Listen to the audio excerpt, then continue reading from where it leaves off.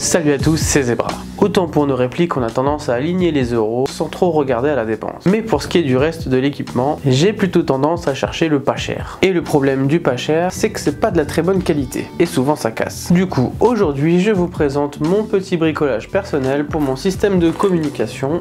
Donc c'est un système de communication d'une marque inconnue au bataillon, type Amazon, AliExpress.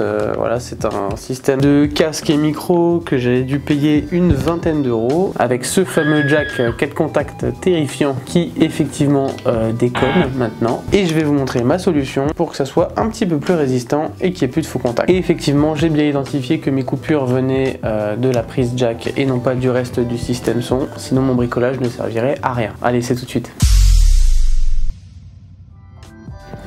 Ok, alors ma magouille commence avec le PTT. Donc on va commencer par démonter le PTT. Donc il faut un petit tournevis. Je ne cherche pas à comprendre. On enlève toutes les vis. Voilà, et on arrive là-dessus. Donc quelque chose de très sommaire hein, finalement. Attention, mise au point.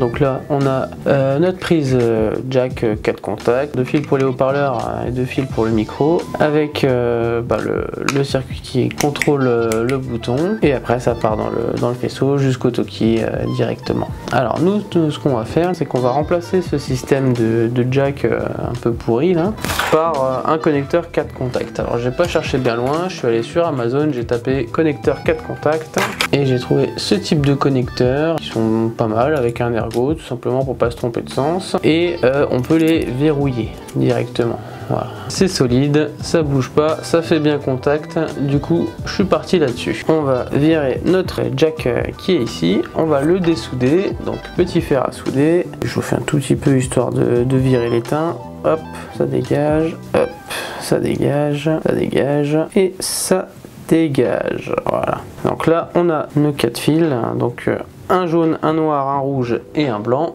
On va aussi virer le petit fil noir parce qu'on va devoir le rallonger, donc on va le virer de base pour pas que ça nous emmerde après. Histoire de garder la même couleur, on va prendre celui-là.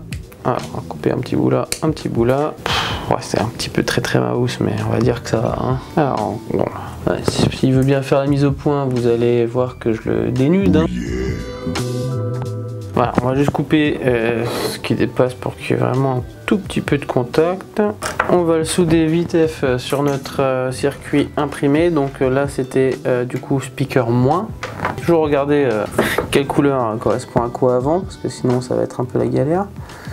Voilà, simplement. Alors ensuite on va prendre le connecteur mâle, donc c'est celui qui se retrouvera dans l'appareil. Donc effectivement on voit que ça passe pas au niveau du diamètre hein, là, donc on va tout simplement mettre un petit coup de Dremel pour agrandir l'anthrax du trou. L'arme secrète de tout bon airsofter.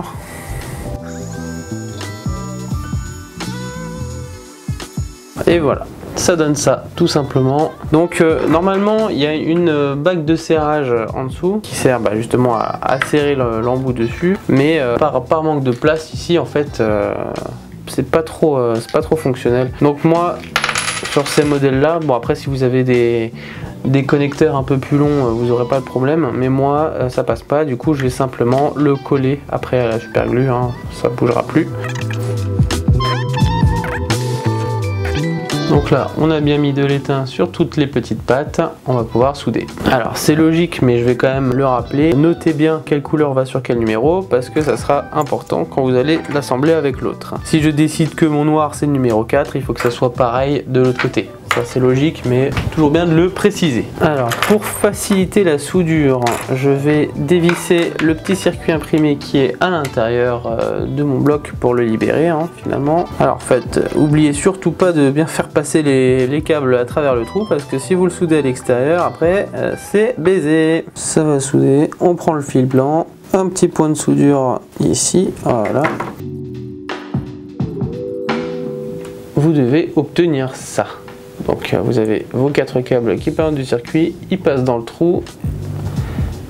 On s'en fout un peu dans quel sens on va le remettre, mais juste avant de refermer, pensez bien à relever les numéros. Là par exemple, si je regarde avec mes yeux de taupe, j'ai mon fil rouge sur le numéro 4, mon fil rouge sur le 4. On va pouvoir le réinstaller, donc on fait bien attention au petit ressort. Hein. Donc on peut voir qu'avec mon montage, on a bien notre grosse buse qui est ici là. Le jaune c'était un peu tendax, hein, niveau niveau taille, mais bon c'est passé. Donc les 4 couleurs pardon sont bien là, c'est pas, on va foutre ça là-dedans et on n'en parle plus. On va refermer ce boîtier et le reste on remettra en place une fois qu'on aura collé. Donc ça on va mettre de côté pour l'instant et on va s'attaquer au casque. Donc le casque ça va être grosso merdo le même système. On avait notre fiche 4 contacts qu'on va devoir couper et ressouder sur notre fiche femelle de connexion.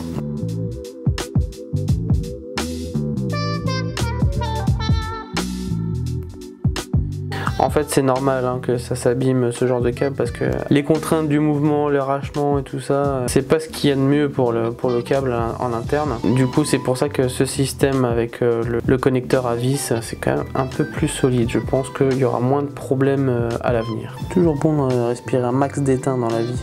Ça fait du bien. Et sur l'avant de la fiche ici, on a une petite vis pour l'ouvrir. Alors pour la suite, il va vous falloir 2 morceaux de gaine, un gros qui va entourer tout le câble en fait directement, et un plus petit qui va juste vous servir pour la base du câble. Je vais vous montrer ça. Donc on va déjà couper un petit bout de ma grosse gaine.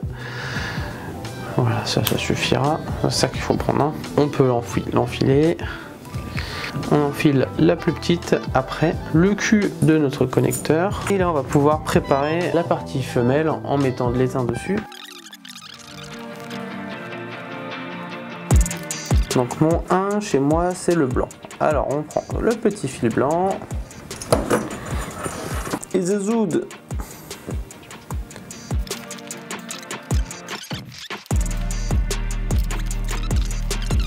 Évidemment, si vous n'êtes pas sûr de vous, vous pouvez faire des tests avant de remonter le tout. Hein. Mais là, on va dire que mes soudures, elles sont pas trop dégueu, donc ça devrait le faire. Donc là, on va mettre la première gaine qui remonte jusque ici, directement.